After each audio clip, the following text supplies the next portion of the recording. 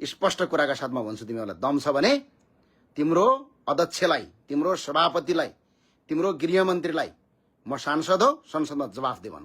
छ दम छ, ल जवाफ दे भन। त्यो भएन क्लियरका साथ भन्छु। र अब अरू यो यो यो यो सडक छापहरूका अगाडि लागेर केही हुनेवाला छैन। यिनीहरूको कामै त यो भुक्ने हो।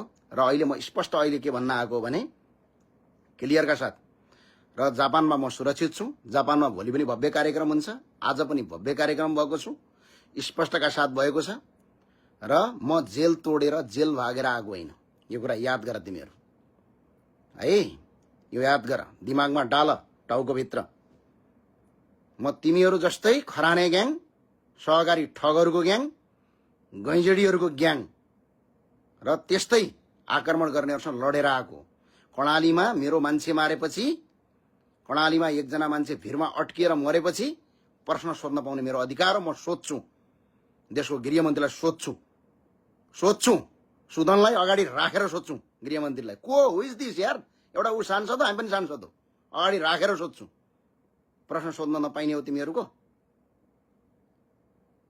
त्यो भए हुनाले अहिले पनि भन्छु, यो जुन झुटो हल्ला फैलाइराखेका छौ तिमीहरूले, सकियो, यो सकियो, को सकियो? सुरज गौतम, तिम्रो निर्वाचन क्षेत्रमा चुनाव लड्न आउँछु, ल आऊ, मलाई जितेर देखाऊ, सक्छौ? स्पष्टका साथ भन्छु, हल्ला फैलाउने काम बन्द गर, सबैलाई केस हाल्छौँ हामी। आज खुशबु ओलीले एकजना मान्छे पक्राउ गरेका छन्, घण्टीको कार्यकर्ता, चितवनबाट।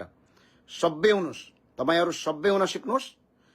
यदि प्रतिस्पर्धा गर्ने हो भने मजाले प्रतिस्पर्धा गर, आऊ प्रतिस्पर्धा गर, क्लियरका साथ प्रतिस्पर्धा गर। चुनावमा घण्टीको साथ लिएर जित्या होइन, घण्टीलाई पत्ता साफ गरेर जित्या हो। यो कुरा याद गर तिमीहरू, चाहे जति सिट होस्। त्यो भए हुनाले अहिले पनि म भन्छु, र जहाँ छौ, जुनसुकै ठाउँ छौ, दारू खाएर हिँड्नलाई तिमीहरूको 4 जना श्रीमतीको पोइ होइन म, बुझ्यौ? स्पष्टका साथ यो अहिले जुन हल्ला फैलाएका छन्, म अहिले यति मात्र भन्न आएको थिएँ तपाईलाई।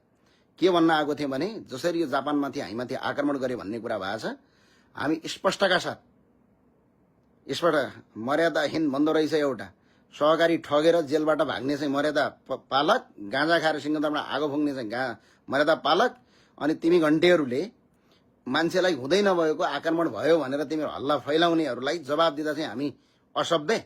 सभ्य हो, हामी सभ्य हो। क्लियरका साथ भन्छु, जापानमा मलाई केही पनि भएको छैन, हामी सुरक्षित छौँ साथी हो। र पुरैका पुरै यिनीहरूले केही पनि गर्न नसकेपछि जापानमा यिनीहरूले हामीमाथि आक्रमणकाल कुरा छोड्नुहोस्, उठेर एउटा शब्द मात्र गरे भने जापानमा भएका मान्छेले यिनीहरूलाई समातेर जापानबाट डिपार्ट गरेर नेपाल पठाउनेवाला छन्। यिनीहरू को छन्? नेपालबाट के अरे कन्सल्टेन्सी चलाएर आउने, ठगेर कन्सल्टेन्सी चलाउनेहरू साराका सारा अहिले घन्टे भएको छन्।